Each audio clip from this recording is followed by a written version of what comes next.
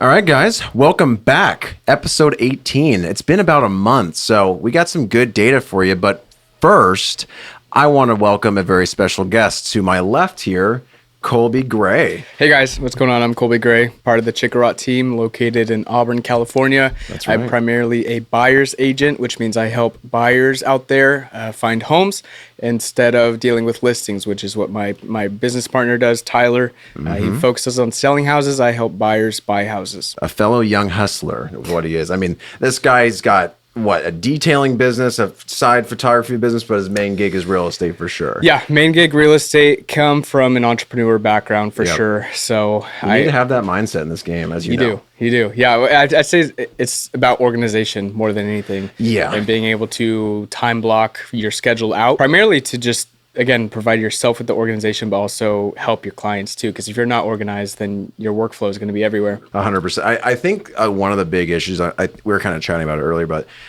there's a lot of people in real estate. A lot of them have fallen out this year. But I think the big issue that people see is they don't really treat their being a real estate agent as their own business. Like if you don't treat yourself and make sure that your systems are in place, just like a business or a traditional office or whatever, I think that's a big misstep when it comes to our industry. Totally. Yeah. And I'm coming from, I guess, a little bit of experience in this.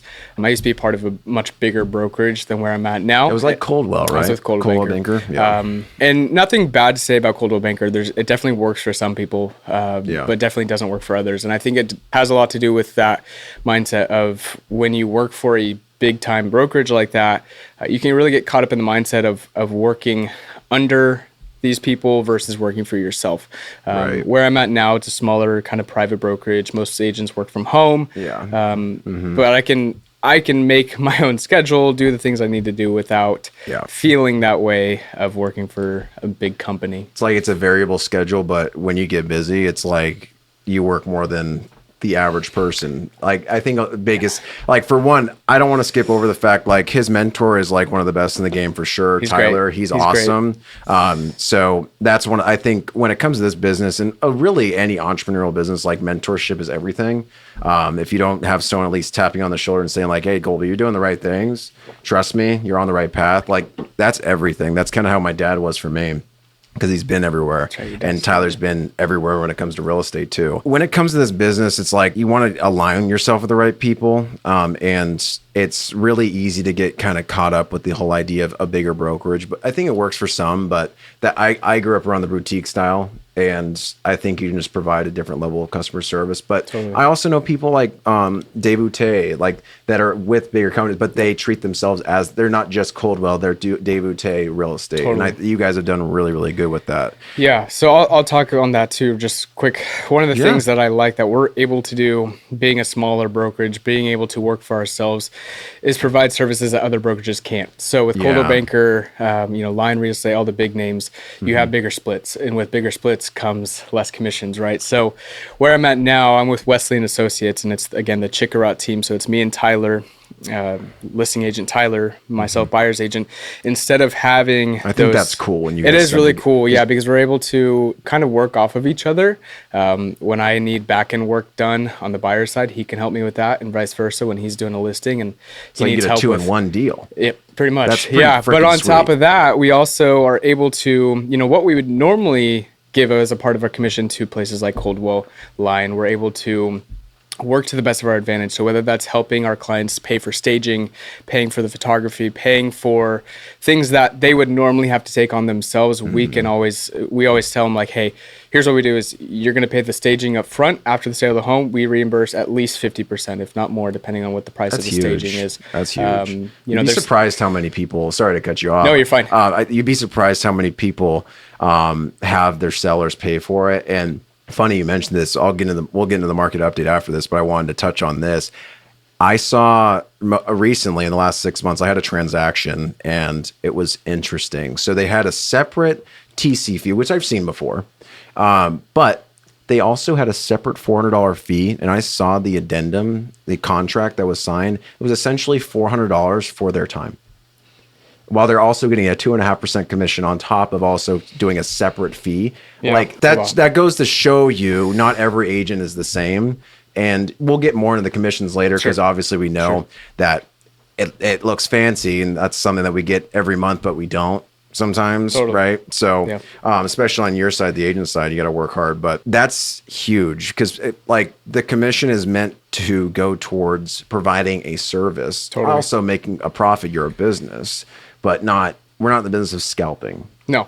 And it's not like some people say like, oh, you shouldn't discount yourself to, as an agent to your clients to try and sell Sure. them, right? And we don't see it as discounting us because we're not lowering our commission, right? So we still do, like when Tyler gets a listing, it's 5% and it's usually split between both sides, right? But we're just able to, it's our commission. We can And the choose to seller do can with see it too, which Yeah. they're appreciative. And the worst is when you're working with an agent, and especially on the listing side, and you paid for everything. You're wondering, isn't that part of the reason why we get these splits? Like 2.5 on $1 million home, that's 200. That's 25 G's. Exactly. So it's like part of that is like usually 10 to 20 is usually a split to your team lead or your broker, and then a small portion to your TC, and then some pictures, whatever else you provide. Of course, there's a certain limit, but I think it's a very big factor when it's not just shopping lenders, it's shopping agents too. Totally. But I've spoken about this before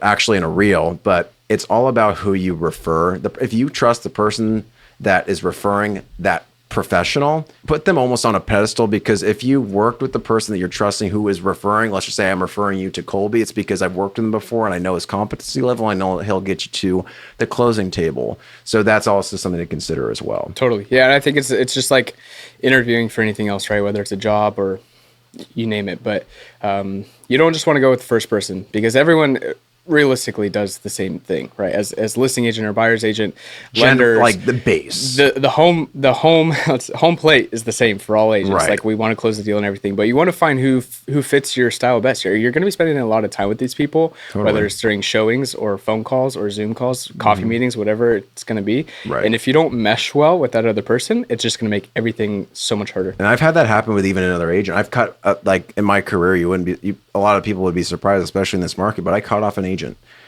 because it just was not working. It was spilling over to the client experience. Totally. That's huge. Yeah. Like meshing with the person you work with, especially when it comes to one of the biggest transactions of your life, like that's everything. Yeah. And that's why you also take considerations to be able to accommodate, because that that it's not like you're a business, but it's also a huge part of their life. So I think those are all really good points. But you want to get in some stats? Let's do it. I got some juicy stats, guys. I got a full month. It's actually, the last pod was in the beginning of September. So we'll have a full month of September and almost a full month.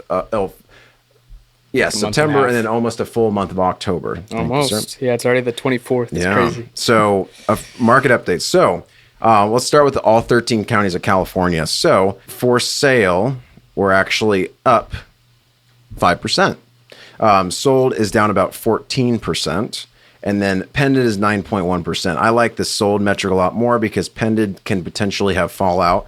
But sold is down, understandably, because I'll get into the rates later. But sold is down 14% throughout the board. So we'll bring it down to Sacramento, Placer County, and El Dorado County, which is our Tri-County area. Tri-County. And for sale is up 5.7%. So that means our supply is up a little bit, and our sold is down 16.2%. So here's where it gets really, really interesting for those that are following along. So the month to date data between September 1st to September 22nd to October 1st to October 22nd. So it's pretty much a month-to-month comparison. And these are some crazy stats.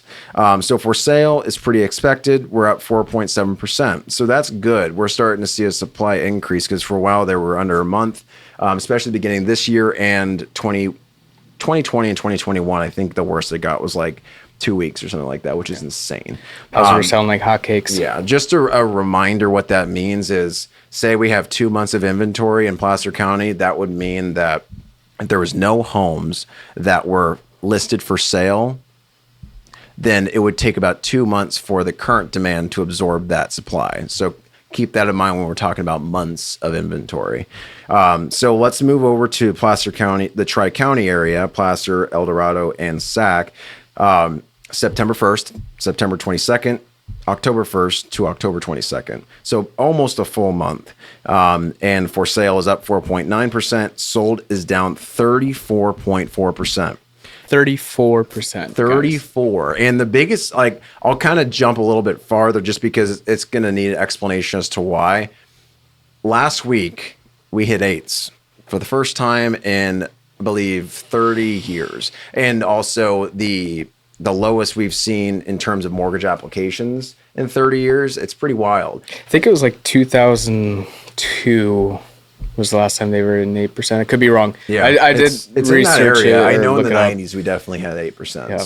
for sure. And then the 80s was the worst for sure. But the biggest thing that our older folks and boomers like to say is, well, we had 18% interest rates. Well, I hate to break it to you. How much was your home? Well, it was $50,000. You were making $35,000. So we're stretching. If we make $110,000 to make it up to a $500,000 purchase price, that's a fifth, and you're barely going to make it, and your payment's going to be significantly higher. So keep in mind, it's not as linear as we think. Right, Yeah, Colby? and we had actually me and Sam. We do open houses together, which we'll get into later. But we did an open house together, and it was funny because we had this one gentleman, Yes, boomer, who came in, and he was giving us the spiel, as in, you know, why our generation, me and Sam, are not buying homes as often as, say, they were when they were our age. And he used the example, when we bought, we had a 14-15% interest rate, right? I've heard it so many and times. all we brought up was, well, how much did you purchase it for? And I don't remember the exact amount, but it was 60. It was, oh my gosh, it was crazy. And then we gave him the sheet of the pricing sheet of what the mortgage would look like on I the remember this particular guy. He was home. an older and guy. his eyes were like, whew. As soon as he saw that mortgage rate, it was like 3,800 or more. Because I remember it was the one up in Auburn, It was in Auburn. close to Richardson Street, Yep. and it was, I want to say it was in the five. It was like It was five. five. They did a price drop, so when we did the open house, it was listed at 529. It came down from 555. Yeah, 529. You'd be probably now over a $4,000 a month mortgage Yeah. payment. So, but it was Principal, funny interest, tax, because insurance. his perspective had totally changed once he saw the pricing sheet, thanks to Sam bringing that. But it was just it was funny because he won't be bringing It's not that the up same. again. And that's the one thing we like on this podcast. We're not going to sell you on the fact that, well, we're going to give you the facts so you can make an informed decision. And you guys always know that I tell you the best time to buy is when you're financially and mentally ready to buy. It's not timing the market, it's time in the market, especially depending on if you're looking for a home for your 5 to 10 years versus a flip. Maybe you can try and time the market a little bit more. It's different, right? But if you're trying to purchase a primary residence for the long haul, totally different discussion. Totally. So going on to months of inventory, we're creeping up. So this is the month to date data. So this is as of the 22nd. So about 2 days ago when I pulled this data, it's probably going to be about the same. In all 13 counties of California, we're at 2.9. We're almost at 3 months. And also at Sac, Placer, and El Dorado County, month to date is around 2.7 months. Which is great because I think just a few weeks ago, even end of September, we were in the low twos. It like barely crossed over 2 months, and we were telling our buyers that right now and just kind of educating them on the market. Right. And so now that it's at what you said, 2.7, that's a big increase right there. Huge, yeah. I mean, the industry standard when it comes to months of inventory, like to be considered on an economic status, is going to be 5 to 6 months is going to be a healthy inventory, and past 6 months is kind of known to be about more of a buyer's market. But it's definitely, based on location too. If you're in a location that's totally way more valuable, then you're going to have less inventory. Like historically, Penryn's a great Penryn, example. Loomis, exactly. Loomis home prices. It's funny to see, like, Loomis when we grew up was like there's Crazy. nothing there. Yeah. Now they're opening a Costco soon. It's ridiculous. The homes that are there are usually in the millions, if not multi-millions. I know. It's like 1,300 square foot homes are being sold for like $750. Yeah, no, it's nuts. But markets like that, I don't think we'll ever see 5 months of inventory. No, there. I agree. Same thing with Auburn. Just because a lot of it's generational too. Like there's some people I know on my street that have been there for 2 generations, and the home has been free and clear for so long that it's just passed along, and they just have to pay tax and insurance. Yep.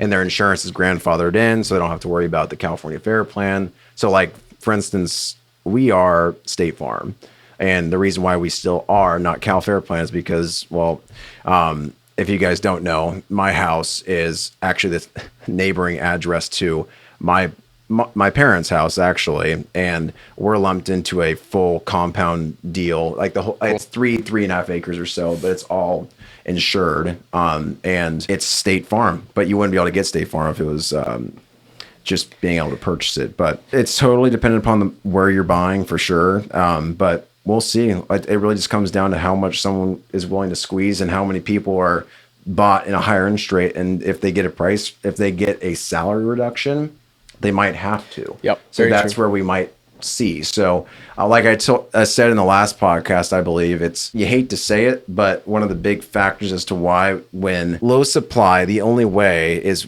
since we have low interest rates still across the nation with people holding that and they don't want to sell into getting something that's maybe a 7.75% interest rate, they don't want to sell and get into that. But the only reason why they would do that is big lifestyle changes like reducing pay or losing their job. You don't want that, but sometimes things have to break in order to make things move. But we're starting to see reduced demand, so hopefully we can have more of a soft landing when it comes to it and slowly transition into more of a buyer's market, and then prices can adjust. That's the idea. Totally. I'd love to see that, just because affordability is just so tough, man. It's so tough. But is there anything you wanted to add on that? I think you hit the head on the nail there. Cool. So lender report, a little bit on rates. So this one's going to hurt, guys. So conventional, low 8s, high 7s in some situations. Yeah, it's tough. It's tough. Yeah, today rates improved a little bit, but we're still, most of the time, we're probably going to see low 8s. FHA and VA is going to be around mid 7s. Today, our price went out. It was like 691 FICO score. It was around 7.5, 7.625. Not terrible, but not amazing. But more on the future, we got a Fed meeting coming up on October 30th to November 1st. And the biggest thing is the reason why rates have changed significantly in the last few weeks is because they're reacting to jobs reports and not reacting to the Fed meeting. Because as we know, usually it reacts after the Fed meeting too. Yeah. Because there's usually a definitive answer. Some sort of immediate. Are we going to hike? Are we going to pause? What are we going to do? Well, they've been pausing a lot, I'd say. It's because they've just been, the tough part, especially with economic reporting, is it's usually lagged. So like sometimes they'll get last quarter's data and it's entirely different to this quarter.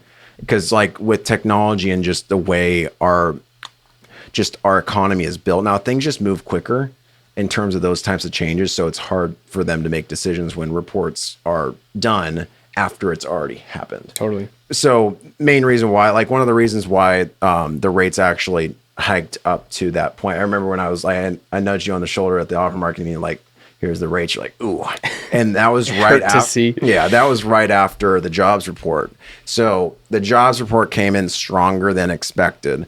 And it sounds like a good thing because people are maintaining their jobs. But I've always had a problem with that the jobs report metric, because they don't factor in any people that are going to be maybe active military, or maybe people that are going to be in a situation to where they're not taking consideration that their lifestyle salaries maybe changed. Maybe they went from 100 to 75.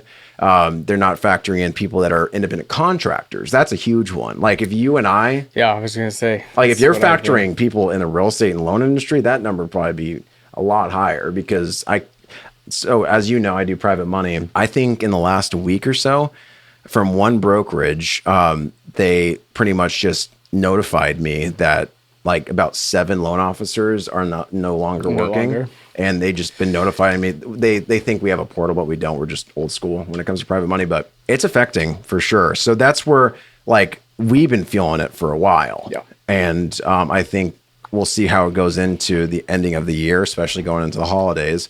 But we'll just have to see, because the one thing is anticipated is that there's probably it's estimated to be another rate hike, at least one more. There's 2 more Fed meetings coming up, and it'll be interesting to see where we land there. But my guess is that we're probably going to float in this area for a little while until that Fed meeting comes to fruition. And maybe if he says that we're pausing, maybe that a lot of lenders are going to adjust their rates a little bit down And because right now I can tell they're hedging based on the fact that they're going to rate hike. Okay. And so sometimes, I don't know if you've noticed, but sometimes when they call for a rate hike, I've spoken about this before, the rates might go down a little bit, because what lenders will do is they'll slowly bake it into the pricing over time, anticipating that hike because they have different hedge instruments to make. It's a very complicated equation when it comes to selling off a line. Full on system. It's a big deal. So even if we see a rate hike, it's very possible that we might see a minor improvement, but we'll just have to see. So keep your eyes peeled. My guess is, my professional opinion is that we're probably going to float around this high 7, low 8 category for a little while, and then we'll see what Mr. Almighty Jerome Powell has to say at the end of this month and the first day of November. Don't hold your breath. Yeah, don't hold your breath. Yeah, but remember, the one thing that's pretty wild is that, I mean, values, relatively speaking, have been sticking pretty good. The demand has, I've talked about it so many times, but the 350 to the 600, the first home buyer territory, those are the ones that are getting absorbed the fastest. Sure. And that between that 600 and a million, that's kind of that odd 40 zone. days on market plus. But like but again, going back to the location thing, if there was a single story farmhouse style home in Penryn with an acre and it was priced well, sell immediately. Immediately, just because it's low. Those things don't pop up, especially single stories. That's been a hot commodity. That and usable land, because in Penryn you have a lot of undulation. Yeah, there is for sure. That's a good point. But do you want? Let's get into some fun stuff. I think I got a topic. I got a few actually. So I wanted to ask you some personal questions. I don't know if I've ever asked this, but what led you to go into the real estate industry? Because I know you started at Coldwell, but you really started just kicking ass when you started with Tyler. Yeah. So what got me into real estate, I guess, is a big question. Sure. I mean, I could go down a lot of different reasons as to why. It's okay. You can be honest. You want to make shit tons of money. Yeah. Who doesn't? I mean, that's the goal, right? I don't think. Well, at the same time, though, it is something I'm actually passionate about. I actually just had a talk with Tyler about this the other day, and he said, we're seeing a lot of changes happening with commissions. In the NAR, there's a lot of things going on. Actually, New York just put out a news release. I think it was yesterday that the buyers. Hold on, I don't want to get this wrong. I can help. Basically, I might be able to. Buyer's brokerage firm versus basically the brokerage that I work for. Right. So that the sellers are no longer going to be held liable for paying the brokerage. They actually, oh gosh, I'm going to mess this up.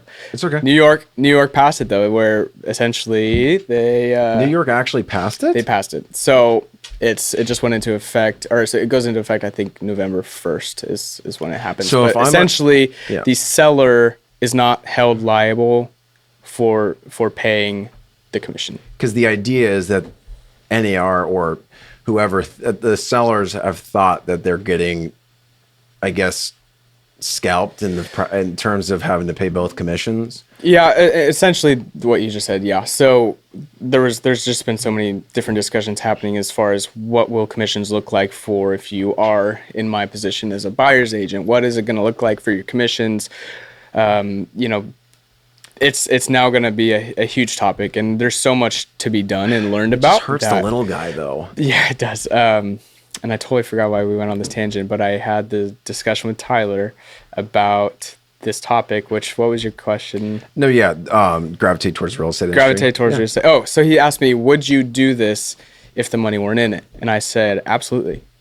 Because that's a big question. It is. That's pretty cool. And do I think I'd be doing it full time? No, because I need to make money somehow. Right. Sure. But you have bills to pay. It's something I'm passionate about. It's a gratifying position to be in, to be able to help home buyers purchase either their first home or their new home or their upgrade of a home or relocating, whatever that may look like. It's a very gratifying experience that I don't want to give up if the money weren't in it. You can't beat that feeling at the closing table with those big smiles on the face, especially if it's a family and they just look at you just like, you made this happen for us. Thank you so much. Like my mom and I worked on a deal. It was one of the 2 clients I was able to lock in for the Dream for All. Cool. And they brought no money to the table, and they actually they messaged my mom and I just like out of the blue and just said, I just want to say how much I love you and Sam. And I'm just so grateful to know you. And like, that is like, money's great, but that kind of stuff is just everything to me.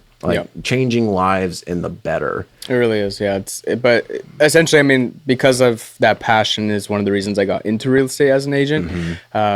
Long term, I would like to go into the real estate investing side. I don't plan on being an agent forever. Sure. I think that's a lot of agents' goal is to obviously gain capital to then go and invest or start learning more about getting sponsors to invest. You know, I actually just went to a seminar last week learning about multifamily and just kind of how that situation works. And it's very, it's a cool thing to learn about. But that, and then I'd say the other thing that kind of got me into real estate was actually my dad. He is an agent. He's not, he's an active agent, but he doesn't do a ton of production. He's chilling. He's big chilling is what he is. He kind of does as a side thing for his family and friends. He probably pissed off a lot of agents because he's a very good salesman. He's part-time. He's part-time. But here's the thing. He's a salesman, but he's good at it. He's good technically as a salesman because he's not a salesman. He's not he's a great salesman, but he's not a salesman. He's very people oriented. It's funny because we go anywhere with him and we're always like, where's Dad? And it's like he's in some random corner talking to someone we don't know. Yeah, it's that's like awesome. The hardest place to take him is Disneyland because he'll just talk to anybody. Yeah, your dad's the sweetest guy ever. He's a great guy. And yeah, so he started kind of just getting he retired last year, but while he was working, a lot of his colleagues were moving out of state. So he got his license to help them list their homes, and then, you know, they'd relocate. And that's kind of, I got to see the back end work of that. You know, he was studying for a while, got his test taken, and he passed. And to see him go, he would work full time at his job that he retired from, come home, do some paperwork, do some phone calls, do the things us agents do. Sure. And I don't want to say this lightly because it is a big job, but as a kid, he wouldn't necessarily always be gone. It was just that he was in his office or doing work from home, and then do you think he made it look easy? He did, but I think it's, I mean, he got his license in 2013, so it was a very different market back then as to where we're at now. Gosh, so. That reminds me of just like I've seen so many bits of content, just like, if only I was investing in real estate when I was 12 years old. I was going to say, there's a meme going around. It's like, the biggest financial mistake I made was not investing in the real estate market in 08 or 09. Instead of buying those like RC cars. Yeah. Damn. We were in like, if only. I don't know. Yeah. Middle school. Yeah, right. Yeah, that kind of leads me into kind of like another question, because like, so what was your expectations of the industry versus what reality is? I'd say they were pretty accurate to where we're at, other than the rates. My process of getting licensed was a pain in the ass. Dude, they've only gone up since you started. They've only gone up. When I got in, they were floating, like, it was big news when they went into the 6s. Yeah. But so from there, so nice. They just keep going up. So but nice. No, I mean, for myself, I knew it wasn't going to be like Selling Sunset or something, like, Netflix, which I know a lot of people actually think real estate is like. 100%. And it's 100% I've had prospect clients literally say that I've considered going to the real estate industry because of Selling Sunset. I've heard it too. And also Property Brothers too. Property Brothers, yeah. So I'd say, pretty accurate. But then again, it'll be interesting to see what happens when the rates go down, because I think my perspective on what I thought real estate would be like would be pretty close to that. Yeah. It's a lot easier to set your pipeline up right now. It's just like you're working twice as hard to make half as much almost. Yeah, well, and I don't know, we were talking about this earlier, as far as pipeline is right now, it's just communication, guys. Communicate is huge for lenders, for agents. If you're out there trying to buy a house or list a house, reach out to your agent, reach out to your lender, figure out everything you need to figure out by communicating with them, either pre-going live on MLS or pre-going to those showings. I know we've talked a lot about the importance of getting pre-approved. but we've had recent discussions like now it's just the importance of responding to a text or a phone call. Yeah, like I mean, like setting expectations for yourself too, Yep. because I mean, I can't. It's like you can't hire a plumber, but not tell them where the problem is. Like the equivalent to that is saying like, okay, well, I've been sending you homes that originally you said you like, but you don't communicate, and then out of the blue, there's one message that's just like goes. It's the complete opposite way, and say, hey, I don't think you're getting it. I might use someone else, or like we need to really reevaluate. Like it doesn't need to get to the point of like complete like detriments. Like Totally. like just like we're human. Like Yeah. but we're here to work and locate the problem and find solutions, right? Yep. And it's all about, I mean, we're not as agents trying to shove you into a home and shut the door and lock it behind you. Like we're only there to help you. You know, and we're there to do the showings. We're there to do the back end work of finding the inspection reports done, the pest inspections, you know, do all the dirty work so that ultimately we know what we're looking at when we look at the photos online. And a lot of people say that those photos are super misleading, right? So what we want to do as agents is find what's misleading and get rid of it. Yep. So Absolutely. Yeah. On the last open house, I was talking to someone that came up in the last couple of years from the Bay Area, and they're one of the folks that bought a home. They put an offer in on a home before they even saw it. all cash. Part cash. So it was majority cash though. Okay.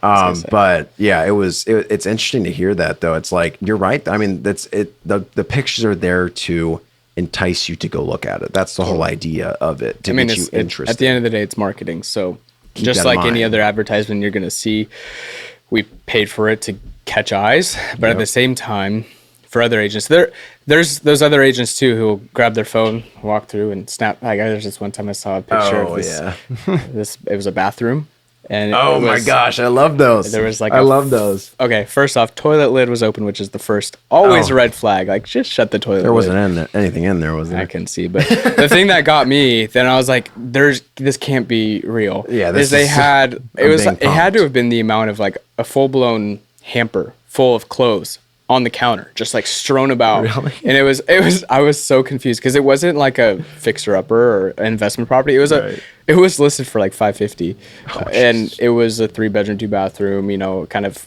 upwards of the Auburn area. Yeah.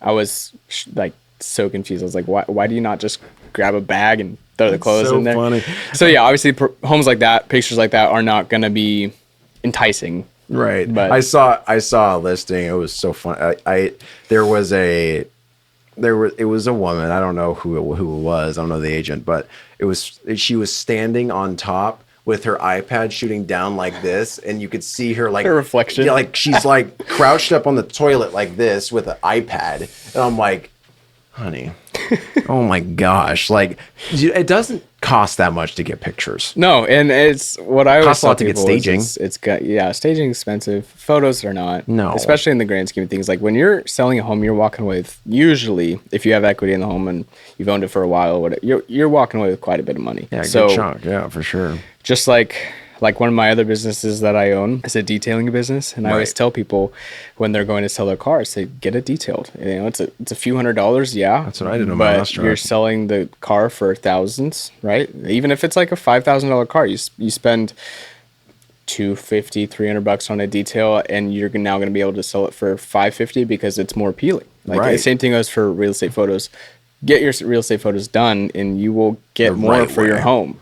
Yeah. It's just at least more eyes, more viewings, more showings. It's funny because a lot of agents, what they're struggling with right now is not getting showings. They'll get a lot of calls and they'll get a lot of texts and interest from clients or other agents. Leads. Yeah. But they're not getting showings. Well, it's because your photos are crap. Like nobody really wants to go and see it. What's the problem? Probably that. Yeah. So yeah, for sure. Yeah, that kind of leads me into in terms of like your perspective, and just like we've talked about it a little bit in the past, but what do you think like the biggest misconceptions are when it comes to being a real estate professional, whether it be a real estate agent or a loan officer?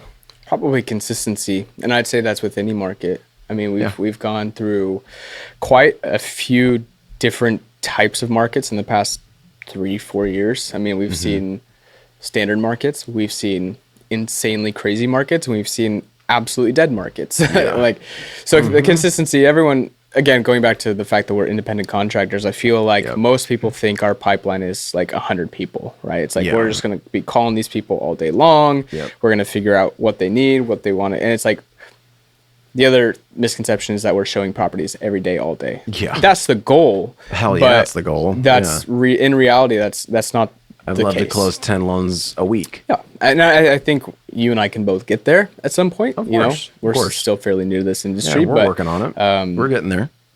the misconception of, I mean, when I first got my license, everybody told me, oh, it usually takes 6 months to land your first deal. And so for me, I was thinking like 6 months. All right, like let's start the clock. And it wasn't just one person that told me this. It was everyone. Yeah. Everyone's That's like, what oh, everyone told me too. You'll be lucky to close one in the first 6 months, but once the 6 month mark hits, like everyone closes. I'm like, sweet. All I have to do is stay in this for 6 months, and then I'll start making money. That's a good way of looking at it. It took me, it was like 9 months, 9.5, maybe longer. To close your first deal? To close my first. But then following the first deal, I closed 4 more in the 3 more in the next month, and then another one in the month after that. Dude, that's money, dude. Like, that's momentum right there. Yeah, and you got to keep the momentum going, but that 6 month mark when I hit, and I was like, son of a bitch, my pipeline is empty. I'm in the middle of switching brokerages. I get it's that, not man. Gonna happen. Hey, I mean, at least you had to wait 9 months for, like, you waited 9 months for a good chunk. I mean, so it's kind of funny that the first deal that I closed, it took me 3 months, but guess how much the paycheck was? At least $1.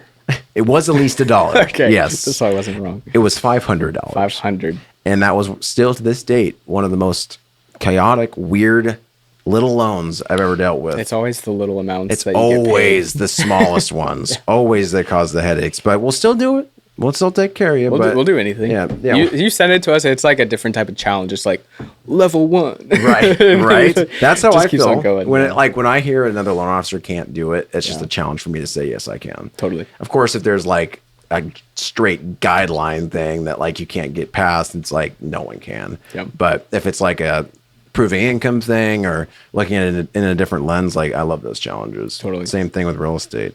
So it took you about 9 months to get your first paycheck? Yeah, about 9.5 months. And I'm trying to, I mean, after that, and it's really, in reality, 6 months to 9 months is not that long of a time. But keep in mind that in those 6 months, I was showing properties. I was working with clients. And you were learning.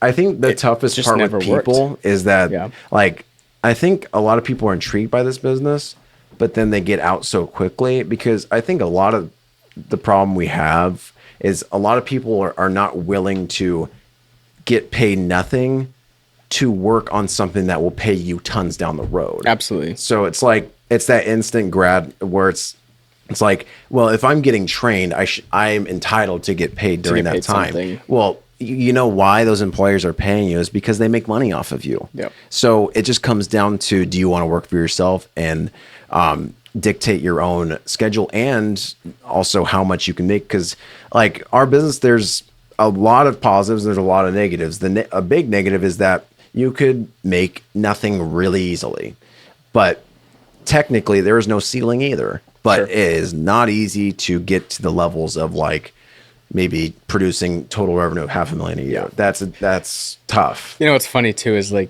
you get those Instagram influencer ads. I get those all the time. Like, fill up your pipeline. If you don't have $1 million in your bank account, you're stupid. Like, buy my course. And it's like always these lamest stuff, right? It's always They're also, I feel like, feeding that misconception of what real estate is like when they pull up in their Ferrari and they open the doors and it's full of a bag of cash, and it's like, join my course and you'll be entered to win $50,000. It's like, come on. Yeah. Or like, I love because I always get a lot of like, does your calendar look like this? And it's always like, it's regarding like a loan like getting more leads for loan officers, more leads for loans and purchases, stuff like that. But it's funny. It's like, well, if you had the magic pill, if you had the secret sauce, why don't you take that and do it yourself? It's kind of the idea, like, this doesn't apply to everyone, but I think a lot when it comes to entrepreneurial type ventures like real estate and mortgage is those who can't teach, but down the road, I know some coaches that are amazing. They kicked ass during their time, and it's different when you're getting back to your community after a successful career versus when you're 25 years old at maybe 3.5 years into the business, and you're like, you start doing coaching and you have the ability to, like, I've got the lead gen, like guru status. And there's definitely people out there who can do it. I know I've got a few personal friends who that's what they do is social media, and the way that they're able to target. That's different. Yeah, I mean, it could be, but at the same time, I feel like it can potentially go hand in hand, because I do see a lot of these young kids trying to offer their coaching methods, or even over Instagram, Facebook. I get DMs and messages from people all the time saying, "Hey, like I only work with realtors in your area. You know, I'll work with 2 max. I charge this much per month if you sign up. I like guarantee." A social media manager? Yeah. Well, no, but it's for real estate. It's an SEO essentially is what it is. Oh, okay. But that's fair. That's relatively fair. But then they say that they have their license and that they're also agents, and it's like, okay, if you're an agent, then why are you doing this? Because I feel like it's different if you predicate yourself on the fact that your goal as, like, I know people that are social media managers, their whole goal is to create more exposure to your page. Yeah, which is I have friends who do that too, and they make more than I do. And if they just focus on that, and it's not like a big promise of like you will get a guaranteed 10 leads that will convert. Like, you see those ads all the time, and they're agents, but they're like, it's at the end of the day, that goes for like a lot of entrepreneurial. It's like, that's where it comes back to a mentor that's actually done it and is doing it, and or doing it. I'd say like, your money's better well spent on a mentor versus paying for 100% leads, because that mentor is going to train you on how to get leads. It's not not going to be some data generated automated AI bot system that just sends names and numbers your way, because then you're going to be calling people and you don't even know any kind of any personal info at all, and it's that the conversion rate on that is going to be extremely low, versus if you have a mentor who teaches you how to get leads naturally and personally, you know, that's going to play a much bigger role, and your conversion rate is going to be much higher. 100%. And it's like, people still crave human to human contact, and so do our clients. And if it's all online gen, like it's almost like if you don't practice the simple human to human, especially when it comes to mentorship, that like we need that civil discussion to go back and forth, and just again pat you on the shoulder and say, you're doing it, man. You're on the right path. Man. You too. Thanks, buddy. It's funny because we talk a lot, me and Sam, about, we go to a lot of the same meetings. We're together, very, very similar. And it's you know, just all the local meetings with other agents and affiliates, and we are always the youngest people in the room. I think, like, especially Auburn, I would say we're probably, the next person is probably Jessica, but she's in her 30s. Yep. And then after that, it goes up to like 50. So yeah, well, But hey, there's a few of those in betweens, but it's just fine. But it's just funny walking in. Right. We get a lot of eyes. Yeah, because we're sexy. I'm just kidding. But hey, yeah, if you got someone that's still in the business and at our age, they're probably doing something different, or they're built different. That's the way I like to think about it. So very true. We're built different. I just can't work for other people. No, I tried that. It's funny. I was talking to my mom. Work. She's like, "Would you ever like go to a like a different brokerage or anything else?" Like, no. And the reason why is because I wouldn't like being dictated on what they think is correct, because I feel like I almost got like, I started off with like kind of the best, and you can't really go above that in terms of like mentorship and at least training, right? So it's like, for someone to like impress me in terms of like their knowledge and speed, I can name maybe 2, and they're both at mortgage brokerages, and they're great and they're sweet people. One of them is, I'll give him a shout out. One of my favorite guys in the loan industry is Carl Lewis. Oh, I just met Carl. Yeah, he's great. awesome. He's a mortgage broker just like me, and he's very passionate what he does. And I think he's about 41. He's like in his prime. And he seems like a family man. He's too, a real you know? guy. And I just think one of those people that you can have a conversation with, and he's like you said, he's real. Like, yeah, and he's really smart. Like, but you can also tell he's very good at what he does. Totally. Yeah, and it's so obvious when you think when you're talking to someone when they're BSing. It's so obvious to me. Like, and I think the people that are smartest in the industry is the people that admit sometimes that they don't know everything, and they ask Which people. I do Like, all the time. remember when we were at that event when you met Carl and I came over, I was trying to help an agent. I was trying to figure out the verbiage. Yes. And I said it, but it was like It was on the residential purchase agreement. Yeah, you were looking at how to. It was an appraisal gap, and we're adding an addendum to that because it's not defined specifically in the residential purchase agreement. So I was trying to help her with the verbiage, but I come over to you and Tyler, you're like, no, that's probably a little too long, and then we shortened it up and got the offer in. Nice. So it's like, I think that kind of mentality, because I know you're the same way. You give me a call and say, hey, my brother's looking at this. What are the options, even if he's looking at some, like, it's just, and then Totally. like, it's the people that are not going to gripe you like, well, am I going to get paid? It's like, we're going to work together in the future. Duh. The way I look at it too is I'll use the example of a mechanic, right? If you're a beginner mechanic or someone new to the industry, you may know a lot about cars, but the people that are going to know how to work on them properly That's a great are going to be the example. mechanics that have been there for years and years and years. And it doesn't matter if they've been there for 10 years, but guess what? That person, you can go and ask and say, hey, I've never had this issue. What do I do? Right. Yeah. But instead, like that, if that mechanic didn't ask for help and just did it, and then that car broke down and it happens to be your car, you're going to be pissed. Like, I try to use the same example of like, because I am a newer age. I mean, it's been over a year now, but you just don't act like it, dude. You really don't. Like, I don't think you understand. Like there's a lot of real estate agents, but there's not a lot of great ones. And you've got the recipe, man. Like, you're well spoken, you're real, you're genuine, and you're passionate, and you're already getting it. Like, you're getting the whole, like, you're one of the few agents I would pass it to, even though you're technically newer on the calendar.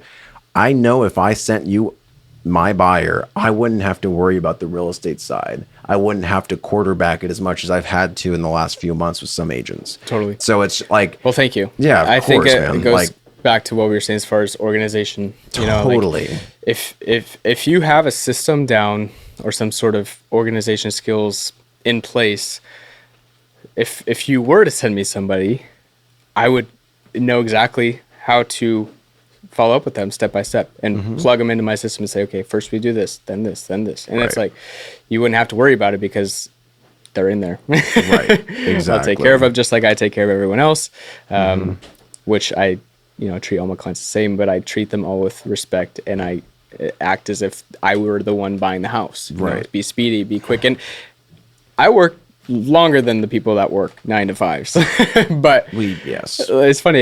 The amount of times I've written offers and sent them in at like midnight is pretty crazy. But at the same time, I'm talking to these clients to feel out what they want to offer and go over those details. It's funny, but that's the kind of thing we do, and that's how I've written pre-approval letters at 11 o'clock at night. Happens. It just depends. Like, it's just, that's the difference between, like, experience is amazing, but that's why having a mentor, but also there's just certain types of people that have the passion, the drive, and just want to just excel and prove themselves that they are the best. And it's not necessarily like, of course, if I was an agent and we were both agents, technically, if you want to look at it, we're competing, but I know you don't look at it in that lens. You look at it more so like, well, that's someone else's they have a different perspective. It's probably good to chat with them because they might have a different experience than I have. Yeah, totally. And which I do, and I feel like out of every conversation I have with other agents or affiliates, lenders, you name them, I'm able to grab something out of that conversation and kind of save it for later. Yeah. There's been instances where I've had conversations and I've walked away and been like, that was pointless. Yeah, that was boring. But at the same time, I think back on it and say, you know what? there was a few good things in that conversation that I think I can walk away from. It's all about the attitude, right? And if anything, you can walk away from how to not have a conversation with I've somebody. had that happen a lot. So, I've had that happen with many open houses, especially when it's like, big time. I mean, when I first started, I had no idea what I was doing as far as open houses. it's like, where do I stand? Do I follow them? Do I stand in the kitchen? do I give a high five? Sign-in sheets. Like, do I have a sign-in sheet? Yeah. Do I not? Yeah. Some people love them. Some people hate them. Yeah. I'm in between where like I see the point in having one, but then again, it's like putting myself in their so it's like putting myself in their shoes. Like I said, I did right, which is what I do. If I walk into an open house, I'm not going to put my personal information down. Like, if I don't know them, like if we have a good conversation, we strike it up. And you've seen how I do it. Like I will naturally gravitate towards the people that I connect with, and we'll have good conversations. And we've had people stay at our open houses for 30, 40 minutes talking with us. And that's when I'm able to get their information and they give it to me willingly. We actually had that one couple a few weekends ago who we were still in conversation with them. And they said, can I please give you my name and number so that you can contact me back? Right. And absolutely. And here's the thing too, with like those people, like, because I'm starting to see this come to fruition. Like it was natural, and we haven't force fed them follow up stuff like that. But I guarantee down the road when they decide to buy, I bet they give us a call. Just because I'm not going to be pushy, and you're not either. So it's like, and they can see it too. I mean, I think just like we were saying, you can tell when people are real. Yeah, and people gravitate towards genuine people. That's just fact. But on to open houses. Have you ever had any crazy open house experiences? Crazy open houses or weird? I've had some weird ones. Explain. Give me one. Actually, I'm trying to think of the weirdest one that I've had, but I've done one that was pretty weird, but it was in the Sacramento area. Sure. And I don't think you were here for this one. It was a while ago, but no, I don't think so. Supposedly, I mean, it was supposed to be vacant. When I showed up, there was a car in the driveway, and I was like, whose car is this? And the front door was supposed to be locked because there's a lockbox. Right. And there's like a mesh gate in front of the front door, and the mesh gate was open. So I was like, oh, maybe there's an agent in here doing something or whatever, doing a showing. Unlock the door, and I hear music.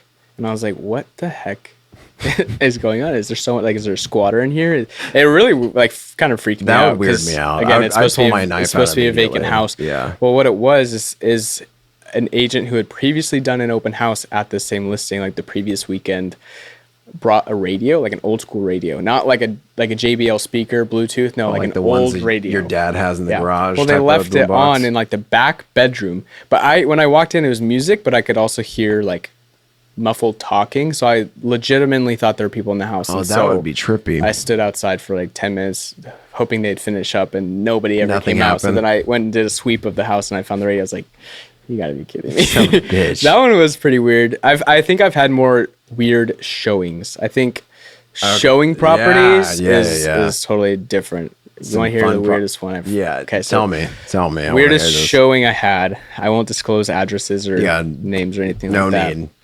It was some investor clients, I'll just say that. Sure. And they were looking at a fixer-upper in the foothills area. And so we get there. And mind you, this property is listed at like 80 grand. 80 grand? Yeah. And it was supposedly livable. Questionable. But anyhow, it's way out in the middle of nowhere.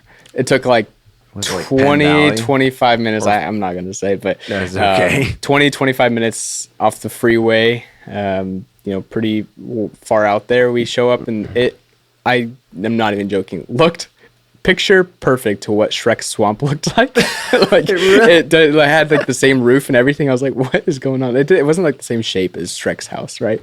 But it legit, there's a pond.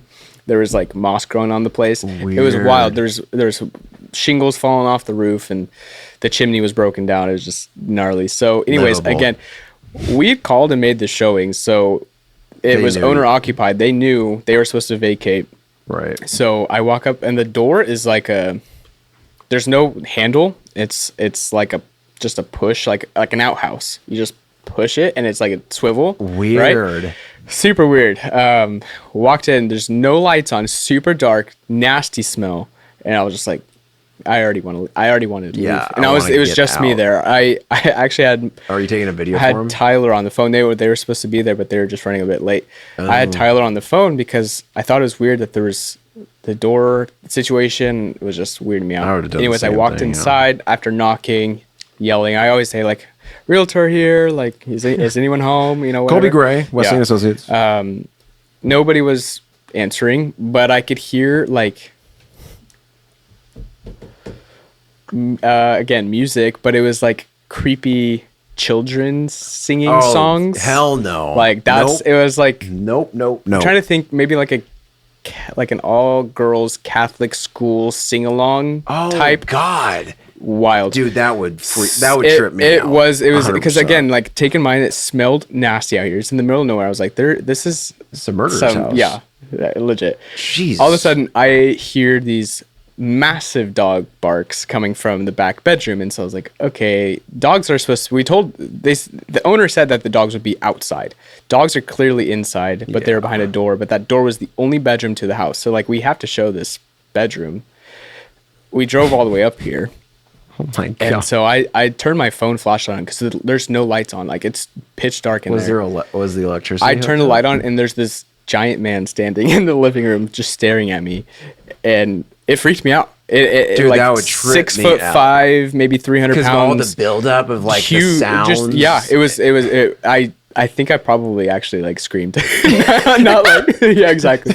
But sorry, literally, it scared me, dude. But further down this showing, there were holes in the house where there's just full on holes, just craters. And turned out that he liked punching through the house. He had some anger management issues, so he just punched holes through his house. Well, because of the holes, there's a rat problem. Sure. The owner takes pride in his rats. Oh no! So he has buckets full of dead rats in the place, and it's not just like one rat here. There's like 3 Home Depot buckets full of rats. And when my clients were there, he opened the lid and showed us, said, look at my rats. We were like, that's when we were like, we're out. So that was definitely the weirdest. Did you guys just say like, we're out by? How did you navigate out? Like, did you try and be respectful? We had to be a little, yeah. Like, I mean, you kind of have to be. It's not your home. In a sense. Like, if it were up to me, I would have just said, all right, no thanks. Yeah. Bye. It's like, you're not going to be an ass about it, but. That was, yeah. Dude, that's wild. I'm hoping, like, so far that I feel like it's going to be hard to beat that. You can't, dude. But I've heard some other agent stories of doing showings and walking in on some crazy stuff. The only, like, I haven't really had, obviously I don't do showings, but open house was actually my very, very first one. And it was one agent, I won't say his name, but it was very, like, think of a used car, like the traditional used car salesman, real estate agent. Like Danny DeVito from Matilda. like worse, yeah. Okay. But like he would get in your face and like he would require you to sign in. Like he wouldn't let you pass in order to sign in. And there was, anyway, it was just the weirdest, most uncomfortable experience. And it was funny because my dad actually set it up. He's like, dude, do this open house. Like I know him. Yeah. I'm like, and I went back. I'm like, Dad, I'm never doing an open house again. And now I'm like the open house guy. Yeah. But yeah, it was like, I wish I could articulate how aggressive he was, but it's like as aggressive it could possibly get. Yeah. But yours tops my story for sure. That's wild. It's okay. Like I said, I hope I never have to have that experience. That again. Is wild. Something tells me I might. Oh yeah. Let's just end on a positive note. Colby, what's the importance of getting pre-approved? There's many reasons and important reasons to get pre-approved. But I'd say from my end of the spectrum, the importance of getting pre-approved is to let reality sink in. I think a lot of people have much different ideas of what they can afford based off of their income, but they don't know how to correctly do the math as far as their liabilities versus assets and, you know, debt to income ratios, all of that, where the math really comes into play. With rates on top of that, can really affect somebody's pre-approval. So when we do any showings, I will typically maybe do 1 or 2 showings without them getting pre-approved, but I won't do more than that usually, unless it's very special circumstances. If we do 1 or 2 showings after that, I'm going to make sure or try my hardest without being the Danny DeVito salesman. To get them pre-approved, because we don't know if we're even looking at the right properties. Plain and simple. You know, like we could want a $500,000 home. Shoot in the dark. But we could pre-approve for much lower. 100%. I don't know if you've dealt with this yet, but someone who's purchased prior to 2010, before all the new laws and regulations and strictness of lending, making sure that, you can qualify to buy this home, like fully credit score, income, down payment. But I had an older gentleman, and he was like, I wasn't worried. I'm not worried at all. I got $100 grand in the bank in order to put down. It's like, well, that's great. That's a good start. But then I look at his tax returns, and his taxable income is 0. And so prior wrote everything off. I was going to say he's an independent contractor. Yeah, so a lot of people forget about that concept. So then we try like something like a bank statement loan, but you got to factor in too an expense factor. So a lot of people think of like, well, I make $10,000 a month, then I should be able to, like, for me, what's comfortable is I can go up to $5,000. Well, you got to take into consideration there's a lot debt, installment, revolving charge, stuff like that. I'll speak on the other, I'd say, key important thing about getting pre-approved prior. Is depending on what market you're in, like we talked about, the right homes that are priced right in the right areas are gone as soon as they're listed. You know, maybe a day, 2, 3 days. We just did one 2 weekends ago. We listed it on Thursday, went pending during our open house on Saturday.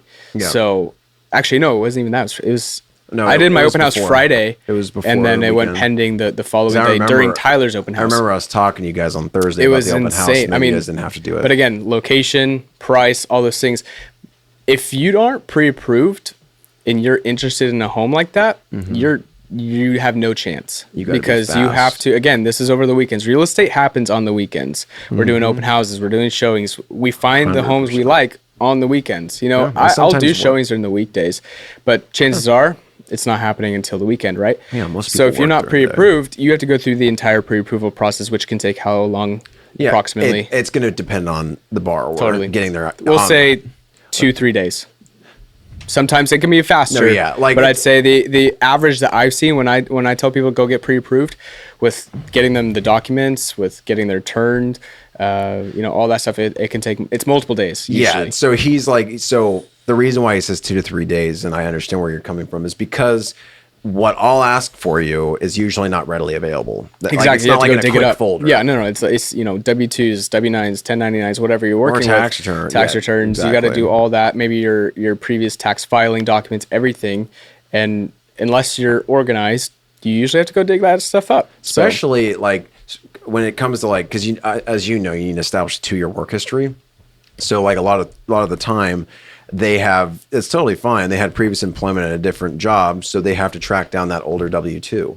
So that is something that is to be because you need to establish that 2-year history. So it very well could. But if you got a fast borrower, it shouldn't take any more than the same day. But it's all about the paperwork. So if you want to get ahead of it, if you were W-2, find your documents prior. Go get pre-approved, and it will be done a lot sooner. Especially if you use Sam. That's right, damn it. Yeah, so just to kind of give you guys like just some utility out of this, if you're a W-2 employee, the basics that I need in order to get you pre-approved is a completed loan application, I'll run credit, income side, last 30 days of pay stubs, last 2 years W-2s, and a copy of ID. That's all I need in order to get you pre-approved. It's pretty simple, actually. And if you're self-employed, last 2 years tax returns, and because you're not going to be getting pay stubs, right? And then a completed loan application and credit. So if you're in the prospecting time, or if you're considering it down the road, especially if you're trying to take advantage of the slower times during the holidays, which is arguably one of the best times. A lot of people actually in the real estate industry buy exclusively during November, December, January, and February, because they know there's going to be less demand, less competition, so they can actually scrape by with a lot more bang for their buck. So if you're thinking about it, just work off those two. Those are usually going to be your two primary paths, unless you're going to go bank statements, then 12 to 24 months bank statements. But yeah, kind of one final thoughts, man. Big question I wanted to give you. Yep. Everybody wants to know, where do you think we're looking in the next couple of years? Next couple of years? Yeah, in the next couple of years. As far as housing market? Yeah. Okay. That is a big question. It's a big question. I'd say, based on what we reported today, and what would you like to see, and what do you think is going to be the reality? I would like to see more consistency. I think everyone can on the agree business to that. side. Yeah, for well, sure. just in housing in general, let's say we have 3 months of inventory for an entire year. That would be great. That would, I think what people, the hardest thing people are dealing with right now is the uncertainty, right? Like nobody really knows what's going to happen. What's around the corner. A lot of people think the housing, they call it the bubble. The housing bubble is going to pop. House prices are going to drop and all that stuff. I don't see that happening in the sense, in the way that they do. I've had a few conversations where they think it's going to drop 50%. That's pretty wild. Here they say it's going to go back to 2008. You know, this is kind of where we're headed and everything. And I can understand their thought process on that. But what I will say is, as far as, let's just take 2020 versus where we're at now, where we saw the humongous, decrease in rates and the humongous increase in property value, right? Everyone was selling, buying cash, doing all this crazy refinancing. I mean, it was a booming market. It was wild. A lot of that was due to COVID-19, right? So, and not only that, I will also add to that we had a big election prior to that, where there was a massive change during that entire process. So the way I kind of see it is next year is another election year. It's, in my opinion, going to be another massive election year in the sense of it's either going to go one way or the other. It's a big and one. it's going to make a lot of people mad. I mean, it has to. But in the sense of, we'll just talk numbers, it's pretty much between two people again. So as much as we don't want to admit that, a lot of us, I think that's kind of where we're at. We know. And with that being said, I think what we will see, depending on which way it goes, right? We could see another decrease in interest rates because of that. Yeah. We could see another increase in home prices. I don't think we're going to see a huge decrease. I think if we do see a decrease, we're talking, we'll say a $500,000 home will now be $420,000, $430,000. Yeah. Maybe around there. I don't think it's going to be this 50%. I mean, because I think the biggest misconception among potential clients and just general home consumers or potential consumers for homes is we don't want a crash or an adjustment. Well, for one, no one really wants a crash, because that means that a lot of people are going to be in a tough position, or going to have to scrape themselves out. Well, and it's also going to bring a lot more investors out. Yeah. I'll shamelessly plug myself and say that might be the time I invest. Right. And also corporations are waiting for that. So exactly. Yeah. Like the idea is for me, the way I can see the only way I can see a price adjustment, which I really want, is for unemployment to get higher, higher to the point where rates don't matter. Yeah. So like, I think you're right on top of it, because like election year, he's talking statistically, he's right. A lot of the time during election year, especially, the current president will try and coerce the rates down a little bit to show that, well, while I'm in office, Things are moving. things are good. When in reality, the past few years, Yeah. rates have just Sometimes you been got to eat shit. Like all over in the order, board. yeah, in order to, yeah, it's just the reality. We've been eating it a lot. So it's just, yeah, you're right. I think that there is going to be some adjustments next year on rates. I don't think it's going to be a big difference. I think the biggest moves are probably going to be in 2025. Yeah, I can see it. Just because things aren't moving the way they should. Jobs reports shouldn't be coming in stronger than expected. I hate talking about unemployment like it's a good thing, but it's just, there's got to be a balancing act, and there's something's got to give.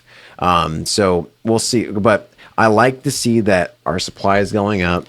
That's good for our potential buyers. And the more supply we have, and the people that are comfortable in making the move to home ownership, they're going to be a lot more comfortable to make a decision, because they're not going to be fighting against every single person around. Because even for a while there during the summertime, even when rates were still in the sevens, people were still competing for like offers in that 400 to 500, especially especially in the 400 to 500. yeah, like it's just, even still, you're seeing multiple offers. Yeah. And it depends on, again, price point and location.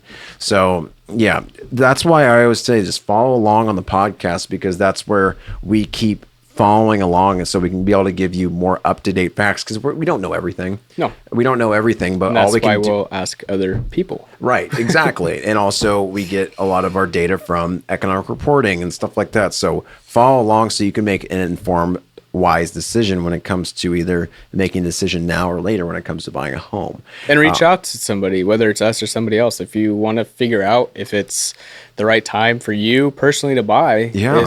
Again, we're not agents or lenders who are just going to open the door, shove you in, and lock it behind you. Like we'll have those conversations. Yeah, I mean, I'm sure you have some people that like will just call you and just kind of pick your brain a bit, like all the time. Like, of course, like we're not going to decline your call because you're not a right now client. That's not how we do it. Like, we are in this business because we love it, and we like to share the opportunities that it possesses, for sure. Totally. So it's a passion. Yeah. Well, Sam, thanks for having me. Yeah, man, it was good having you, brother. Absolutely. Yeah. I want to do it again sometime. Yes, sir. We got a lot to talk about. Yeah, we got a lot. Yeah, we got some big things in the future planning, for sure. And yeah, I think that's a wrap on episode 18. I hope you guys enjoyed, and we'll catch you in the next one.